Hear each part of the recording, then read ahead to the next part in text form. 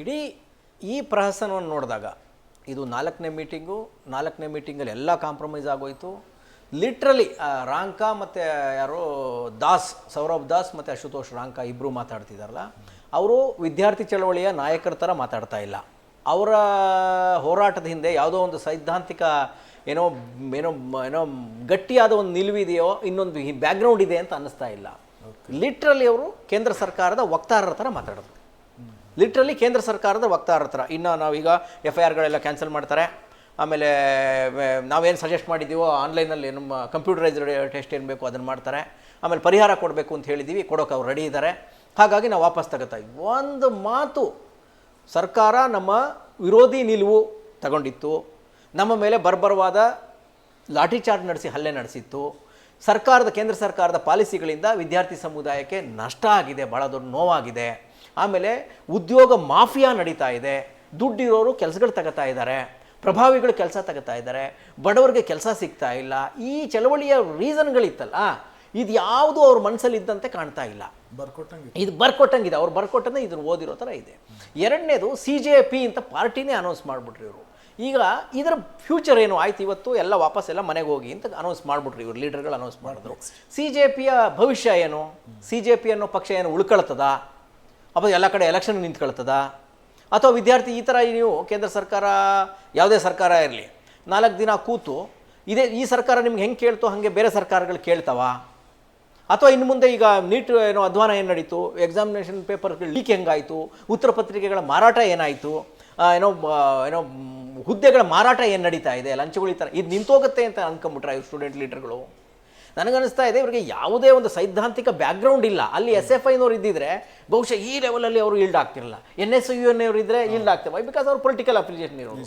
ಅಥವಾ ನ್ಯೂಟ್ರಲ್ ಆಗಿರುವ ಒಂದು ಸ್ಟೂಡೆಂಟ್ ಫೋರ್ಸ್ ಆಗಿ ಇದು ಬೆಳಿಬೋದಾ ಅಂತ ಅನ್ನುವ ನಿರೀಕ್ಷೆ, ಅನ್ನೋ ಆಸೆ ನಮ್ಮೆಲ್ಲರಿಗೂ ಇತ್ತು. ಸುಮಾರು ಜನ ದೇಶವಾಸಿಗಳು ಸುಮಾರು ಜನಕ್ಕಿತ್ತು. ಇದು ಒಂದು ನ್ಯೂಟ್ರಲ್ ಫೋರ್ಸ್, ಸ್ಟೂಡೆಂಟ್ಗಳ ಹಿತ ಕಾಯುವ ಒಂದು ನ್ಯೂಟ್ರಲ್ ಫೋರ್ಸ್ ಆಗಿ ಇದು ಬೆಳಿಬೋದಾ ಅಂತಿತ್ತು. ಆದರೆ ಈ ಲೀಡರ್ಗಳು ಮಾಡ್ತಾ ಇರೋದು ನೋಡಿದ್ರೆ ಇದು ಬಹುಶಃ ಇದು ಬರಬಾರ್ದಂತ ಅನ್ಸುತ್ತೆ CJP ಅನ್ನುವ.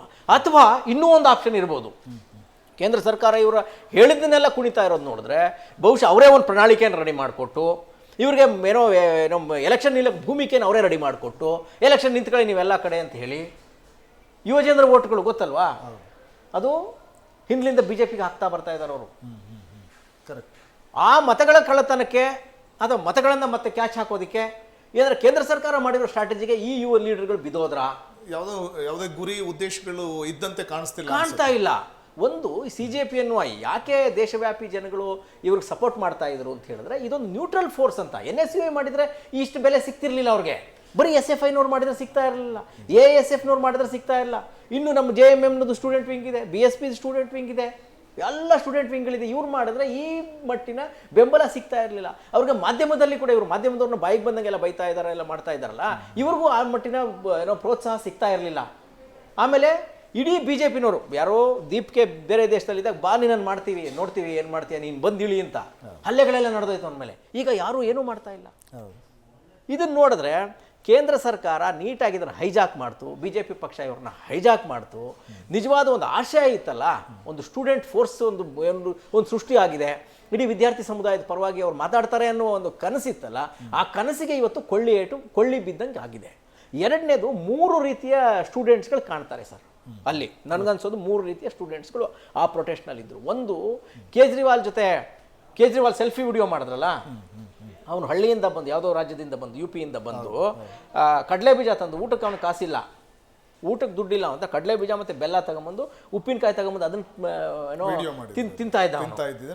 ಊಟಕ್ಕೆ ಕಾಸಿಲ್ಲದೆ ಈ ಪ್ರೊಟೆಸ್ಟಿಗೆ ಸೇರಿದ್ರೆ ನಮ್ಮ ಕೆಲಸ ಸಿಗ್ಬೋದೇನೋ ಅಂತ ಆಸೆಯಿಂದ ಬಂದಿರೋ ಒಂದು ಕ್ಯಾಟಗರಿ, ಪೂರ್ ಕ್ಯಾಟಗರಿ. ಎರಡನೇದು ರಾಹುಲ್ ಗಾಂಧಿಯವರು ಆ ಪೆಲೆಟ್ರಿ ಏಟ್ ಬಿದ್ದಿತ್ತಲ್ಲ, ದಷ್ಟಪುಷ್ಟವಾಗಿರೋ ಹುಡುಗ ಇದ್ದ, ಕೇಜ್ರಿವಾಲ್ ಜೊತೆ ಹುಡುಗ ಅತ್ಯಂತ ಬಡವ, 24 ವರ್ಷ ಹಿಂಗಿದ್ದಾನೆ, ಅವನಿಗೆ ತಿನ್ನೋಕೆ ಊಟ ಇಲ್ಲ, ಅವನ ಬಾಕ್ಸಲ್ಲಿ ಊರಿಂದ ಕಡಲೆ ಬೀಜ ತಂದಿದ್ದಾನೆ ದುಡ್ಡಿಲ್ಲ ಅನ್ನೋ ಕಾರಣಕ್ಕೆ. ಅದು ಒಂದು ಕ್ಯಾಟಗರಿಯ ಸ್ಟೂಡೆಂಟ್ಸು. ಎರಡನೇ ಕ್ಯಾಟಗರಿ ದಷ್ಟಪುಷ್ಟವಾದ ಹುಡುಗನ ಜೊತೆ ರಾಹುಲ್ ಗಾಂಧಿ ಪೆಲೆಟ್ರಿ ತೋರಿಸ್ತಾ ಇದ್ರು. ಅವನು ಮಿಡ್ಲ್ ಕ್ಲಾಸ್, ಅಪ್ಪರ್ ಮಿಡ್ಲ್ ಕ್ಲಾಸ್ನ ಹುಡುಗ. ಅವ್ರ ಅಪ್ಪ ಅಮ್ಮ ಸ್ವಲ್ಪ ಜಮೀನು ಇನ್ನೊಂದು ಮತ್ತೊಂದು ಇರುತ್ತೆ, ಅವ್ನಿಗೆ ಬೇಕಾದ್ರೆ ದಬಾಯಿಸಿ ಕಷ್ಟಪಟ್ಟವ್ರು ಬೇಕಾದ್ರೆ ಸ್ವಲ್ಪ ದುಡ್ಡು ಗಿಟ್ಟು ಕೊಟ್ಟು ಕೆಲಸ ಕೊಡಿಸೋ ಶಕ್ತಿ ಇರೋರು ಅವನಿಗೆ. 3ನೇ ಕ್ಯಾಟಗರಿ ಜನ ಎಲೈಟ್ ಕ್ಲಾಸ್ ನೋಡಿದ್ರಲ್ಲ, ಹುಡುಗಿರೋರು ಬಾಯ್ ಫ್ರೆಂಡ್ನ ಕರ್ಕೊಂಬಂದು ಸೆಲ್ಫಿ ವಿಡಿಯೋ ಮಾಡ್ತಾ ಇದ್ರು, ಹಾಡುಗಳನ್ನ ಹಾಡುಗಳನ್ನ ಕ್ರಿಯೇಟ್ ಮಾಡಿ ತಂದು ಅಲ್ಲಿ ಎಂಜಾಯ್ ಮಾಡ್ತಾ ಇದ್ರು. ಅವರು ಸ್ಟೂಡೆಂಟ್ಸು. ಘೋಷಣೆಗಳು ಕೂಗ್ತಾ ಇದ್ರು. 3 ಕ್ಯಾಟಗರಿಯ ಏನು ಸ್ಟೂಡೆಂಟ್ಸ್ಗಳಿದ್ದಾರೆ. ಮೊದಲನೇ ಕ್ಯಾಟಗರಿ ಇದ್ದಾರಲ್ಲ, ಅವರು ರಾಜಕೀಯಕ್ಕೆ ಧುಮುಕ್ತಾರೆ, ನೇರವಾಗಿ ರಾಜಕೀಯಕ್ಕೆ ಧುಮುಕ್ತಾರೆ, ಅಥವಾ ಅವ್ರ ಅಪ್ಪ ಅಮ್ಮನ ಬಿಸ್ನೆಸ್ಗಳು ನೋಡ್ಕೊಂಡು ಹೊರಟೋಗ್ತಾರೆ. ಅವ್ರಿಗೆ ಬ್ಯಾಕ್ಗ್ರೌಂಡ್ ಇರುತ್ತೆ, ಅವ್ರದ್ದು ಏನು ಮ್ಯಾಟ್ರ್ ಅಲ್ಲ. 2ನೇವ್ರಿಗೆ ಬೇಕು, 3ನೇವ್ರಿಗೆ ನಮ್ಮ ಸುಧಾರಣೆ ಬೇಕು. ಮೇಲ್ಗಡೆಯವರು ಫಸ್ಟ್ ಕ್ಲಾಸ್ ಇದ್ದಾರಲ್ಲ, ಅವರು ಫಸ್ಟ್ ಕ್ಲಾಸ್ ಜನ ಇಂಥ ಹೋರಾಟಗಳ ಮೂಲಕ ಹುದ್ದೆ ಹಿಡಿಯೋದ್ರಲ್ಲಿ ಎಕ್ಸ್ಪರ್ಟ್ಗಳು. ಹಿಂದೆ DMK ಸಂದರ್ಭದಲ್ಲಿ ಅವರ ಪಕ್ಷ ಕಟ್ಟಿದ ಕಾರ್ಯಕರ್ತರಿಗೆ 1000 ಜನಕ್ಕೆ ಅಟ್ ಎ ಟೈಮ್ ಕೆಲಸ ಕೊಟ್ರಂತೆ ಅವ್ರ ಸರ್ಕಾರ ಬಂದಾಗ. ಇಂಥ ಯಾವ ಅವಕಾಶಗಳು ಈ 2 ಕ್ಯಾಟಗರಿಯವ್ರಿಗಿಲ್ಲ. 3ನೇ ಕ್ಯಾಟಗರಿಗೆ ಎಲ್ಲ ಸೌಲಭ್ಯ ಇದೆ, ಅವ್ರು ಬದುಕಬಲ್ಲರು, ಈ ದೇಶದಲ್ಲಿ ಹೆಂಗೆ ಬೇಕಾದ್ರೂ ಬದುಕಬಲ್ಲರು. ಈ ಲಾಸ್ಟ್ ಕ್ಲಾಸ್ ಕಡಲೆ ಬೀಜ ತಿಂತಾ ಇದ್ನಲ್ಲ, ಅವನಿಗೆ ಈ ಚಳವಳಿಯ ನಾಯಕರುಗಳಿಂದ ಏನಾದ್ರು ಲಾಭ ಆಗುತ್ತೆ ಅಂತ ನಮಗಂತೂ ಅನಿಸ್ತಾ ಇಲ್ಲ. ಈ ಪೂರ್ ಕ್ಲಾಸ್ ಇದಾರಲ್ಲ ಸರ್, ಹಳ್ಳಿಯಿಂದ ಬಂದು ಸ್ಕೂಲ್ಗೆ ಹೋಗೋಕ್ಕೆ 3 ಕಿಲೋಮೀಟರ್ ನಡ್ಕೊಂಡು ಹೋಗ್ತಾನೆ, ಕಾಲೇಜ್ಗೆ ಹೋಗೋಕ್ಕೆ ಫೀಸ್ ಇಲ್ಲದೆ ಎಲ್ಲೋ ಬೇರೆ ಕೆಲಸ ಮಾಡ್ತಾ ಇರ್ತಾನೆ, ಮನೆಗೆ ಏನೋ ಅವ್ನು ಕಷ್ಟ ನೋಡೋಕ್ಕಾಗದೆ ನೆಕ್ಸ್ಟ್ ಹೈಯರ್ ಎಜುಕೇಷನ್ ಮಾಡದೆ ಹೋಗಿ ಊರು ಸೇರ್ಕೊತಾನೆ. ಆ ಕ್ಯಾಟಗರಿ ಜನಕ್ಕೆ ಈ ನಮ್ಮ ಸರ್ಕಾರದಿಂದ ಆಗಲಿ ಅಥವಾ ಈ ಲೀಡರ್ಗಳಿಂದ ಆಗಲಿ ಏನೋ ಹೆಲ್ಪ್ ಆಗುತ್ತೆ ಅಂತ ನನಗೆ ಅನಿಸ್ತಾ ಇಲ್ಲ. 2ನೇದು, ಇವರ ಮಧ್ಯೆ ಒಡಕಾಗುವ ಎಲ್ಲ ಲಕ್ಷಣಗಳು ನನಗೆ ಕಾಣ್ತಾ ಇದೆ.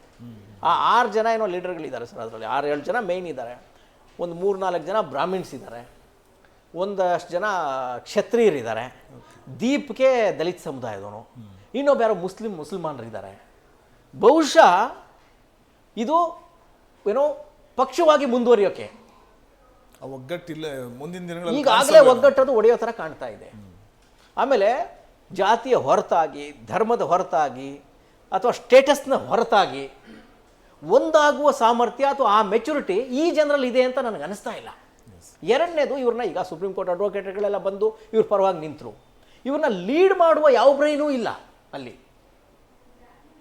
ಇವ್ರಿಗೆ ಏನು ಅರ್ಥ ಆಗ, ನಡ್ಡಾ ಎದುರುಗಡೆ ಇವರಿಬ್ಬರು ಕೂತ್ರೆ ನಡ್ಡಾ ಎಕ್ಸ್ಪೀರಿಯನ್ಸ್ ಏನು, ಅವ್ರ ಸ್ಟ್ರಾಟಜಿ ಏನು, ಪಾಪ ಈ ಮಕ್ಳಿಗೆ ಏನು ಗೊತ್ತಾಗಕ್ಕೆ ಸಾಧ್ಯ ಅವ್ರಿಗೆ? ಇವ್ರನ್ನ ಲೀಡ್ ಮಾಡು ಯಾರೋ ಒಬ್ಬ ಭಾಳ ದೊಡ್ಡ ಆಕ್ಟಿವಿಸ್ಟೋ, ಅಥವಾ ಯಾರೋ ಒಬ್ಬರು ಸುಧಾರಕರು, ಅಥವಾ ಯಾರೋ ಬ್ಯೂರೋಕ್ರಾಟೋ. ಈಗ ಆಮ್ ಆದ್ಮಿ ಪಕ್ಷಕ್ಕೆ ಎಷ್ಟು ಜನ ಇದ್ದರು, ಎಷ್ಟು ಜನ ಕಾರ್ಪೊರೇಟ್ಗಳಿದ್ರು, ಎಷ್ಟು ಜನ ಸುಧಾರಕರಿದ್ದರು, ಈ ಸರ್ಕಾರಗಳ ಜೊತೆ ಆಡಳಿತದ ಜೊತೆ ಫೈಟ್ ಮಾಡಿ ಜೈಲಿಗೆ ಹೋದವ್ರು ಎಷ್ಟು ಜನ ಇದ್ದರು, ಸೇನೆಯಿಂದ ಬಂದವರು ಎಷ್ಟು ಜನ ಇದ್ದರು. ಹಾಗಾಗಿ ಆ ಪಕ್ಷ ಸಕ್ಸಸ್ ಆಯಿತು. ಯಾರೂ ಇಲ್ಲ ಇವ್ರ ಜೊತೆ, ಯಾರೂ ಕಾಣ್ತಾನೆ ಇಲ್ಲ ಅಲ್ಲಿ. ಬರೀ ಮಕ್ಕಳು ಯಾವುದೋ ಒಂದು ಸ್ಟೇಜಲ್ಲಿ ಹೋಗಿ ಆಟ ಆಡಿ ಪ್ರೈಸ್ ತಗೊಂಡು ಈಚೆ ಬರೋದಂತ ಕಾಣ್ತಾ ಇದೆ. ಒಂದು ಕಡೆ ಹೋಗಿ ಅತ್ಯಂತ ಚೆನ್ನಾಗಿ ಕಷ್ಟಪಟ್ಟು ಆಟ ಆಡಿ ಪ್ರೈಸ್ ತಗೊಂಡು ವಾಪಸ್ ಬರ್ತಾ ಇರೋದ್ರ ಕಾಣ್ತಾ ಇದೆ. ಬಟ್ ನಾವೆಲ್ಲ ಇನ್ ದ ಸೆನ್ಸ್ ದೇಶದ ಬಹುಪಾಲು ಜನ ಇವರಲ್ಲಿ ಒಂದು ಭರವಸೆ ಕಾಣ್ತಾ ಇದ್ರು. ಇವತ್ತು ಇವರು ರಾಜಿ ಕಬೂಲಿ ಇವರ ಇದನ್ನು ಗಮನಿಸ್ತಾ ಇದ್ರೆ ನಮಗೆ ಭರವಸೆ ಅಂತೂ ನನಗಂತೂ ಉಳಿತಾ ಇಲ್ಲ ಸರ್. ನಿಮ್ಗೇನು ಅನ್ಸುತ್ತೋ ಗೊತ್ತಿಲ್ಲ. ಇಲ್ಲ, ನೀವು ಭಾಳ ಆಳಕ್ಕಿಳಿದು ಒಂಥರ ಇದನ್ನು ಬಿಡಿಸಿ ಹಿಂಜಿ ಏನಂತ ಹೇಳಿದರೆ ಅದನ್ನು ವಿಮರ್ಶೆ ಮಾಡಿದ್ರಿ. ಹಾಗೆ ಎಲ್ಲಿ ಯಾರೋ ಕಳ್ಳೆಕಾಯಿ ತಿಂತಕ್ಕಂಥವ್ರು ಯಾರು, ಆಮೇಲೆ ಪಿಜ್ಜಾ ಆರ್ಡರು ದುಬೈಲಿಂದ ಬಂದಿರತಕ್ಕಂಥದ್ದು ಅದನ್ನು ತಿಂತಕ್ಕಂಥವ್ರು ಬೇರೆಯೇ ಇದ್ದರು. ಅಲ್ಲಿ ಕ್ಯಾಟಗರಿಗಳನ್ನು ಏನಪ್ಪ ಅಂದರೆ ಗುರುತಿಸಿದ್ರಿ ತಾವು. ಆಮೇಲೆ ಸ್ವೀಡನ್ಲಿಂದ ಆರ್ಡರ್ ಬರ್ತಾಯಿದ್ವು. ಹೀಗೆ ಇವೆಲ್ಲ ಅವರು ಸ್ವಿಜ್ಜಾ ಒಂದು ಸೆಕ್ಷನ್ ಬೇರೆ ಇತ್ತು, ಇದು ಸ್ವಿಗ್ಗಿ ಏನಂತಂದರೆ ಸೆಕ್ಷನ್ ಬೇರೆ, ಪಿಜ್ಜಾ ಸೆಕ್ಷನ್ ಬೇರೆ, ಆಮೇಲೆ ಕಳ್ಳೆಕಾಯಿ ಸೆಕ್ಷನ್ ಬೇರೆ. ಹೀಗೆ ಒಂದು ಅಲ್ಲೇನು ಸಹಿತ ಏನಪ್ಪ ಅಂದ್ರೆ ವರ್ಗೀಕರಣ ಆಗಿದೆ. ಆದರೆ ಇದೊಂದು ಇದು ಮಾಸ್ ಏನಾಗುತ್ತೆ ಅಂತ ಹೇಳಿದ್ರೆ ಒಂದು ಯುವ ಶಕ್ತಿ ಅಂಥೇಳಿ, ಹಾಗೆ ಒಂದು ರಾಷ್ಟ್ರ ಮಟ್ಟದಲ್ಲಿ ಯುವ ಶಕ್ತಿ ಮತ್ತು ಅದಕ್ಕೆ ರಾಜಕೀಯಕರಣಗೊಳ್ಳಬೇಕಲ್ಲ, ಅದು ಪೊಲಿಟಿಸೈಜೇಷನ್ ಅಂತೀವಲ್ಲ, ಪೊಲಿಟಿಸೈಜೇಷನ್ ಆಗೋದು ಹೇಗೆ ಅಂತೇಳಿ ಕಾಯ್ದು ನೋಡಬೇಕಾಗುತ್ತೆ. ಅದಕ್ಕೆ ಒಂದು ಮೆಚುರಿಟಿ ಬೇಕಾಗುತ್ತೆ, ಅದಕ್ಕೆ ಒಂದು ಬೇರೆ ಒಂದು ಸಿದ್ಧಾಂತಗಳನ್ನು ರೂಪಿಸಬೇಕಾಗುತ್ತೆ. ಅದಕ್ಕೆ ಇವತ್ತು ಒಂದು ರಾಜೀನಾಮೆ ಅಂತೇಳಿ ಹೇಳಿದ್ರಪ್ಪ ಅಂತಂದರೆ ಅದಕ್ಕೆ ಅಲ್ಲಿ ಮುಗೀತು ಅಂತ ಹೇಳಿದ್ರಪ್ಪ ಅಂದ್ರೆ ಅದು ಅಷ್ಟು ಸಾಕಾಗಲ್ಲ. ಅದು ಇನ್ನೂ ಬೇರೆ ಒಂದು ವಿಚಾರಗಳನ್ನ ಇಟ್ಟುಕೊಂಡು ಒಂದು ಮಾಡಬೇಕಾಗತ್ತೆ. ಇಡೀ ವ್ಯವಸ್ಥೆನೇ ಶುದ್ಧೀಕರಿಸಬೇಕಿದೆಯಲ್ಲ, ಅಲ್ಲ ಪಾರದರ್ಶಕ ಈಗ ಇರ್ತಕ್ಕಂಥ ವ್ಯವಸ್ಥೆಗೆ ಪ್ರತಿಯಾಗಿ ನಾವು ಒಂದು ಸುಧಾರಣೆಗಳನ್ನು ತರ್ತೀವಿ ಅಂತಕ್ಕಂಥ ಒಂದು ಪ್ರಣಾಳಿಕೆಯನ್ನು ಇಟ್ಟುಕೊಂಡು ಅವರು ಹೋರಾಟ ಮಾಡಿದ್ರೆ, ಅಥವಾ ಇನ್ನು ಮುಂದೆ ಮಾಡ್ತಾರೋ ಏನೋ ಗೊತ್ತಿಲ್ಲ. ಅದನ್ನ ಆಯ್ತಂದ್ರೆ ಮತ್ತೆ ಮುಂದೆ ಕಾಯ್ದು ನೋಡ್ಬೇಕು ಅದನ್ನ ಯಾವ ರೀತಿ ಆಗುತ್ತೆ ಅಂತೇಳಿ.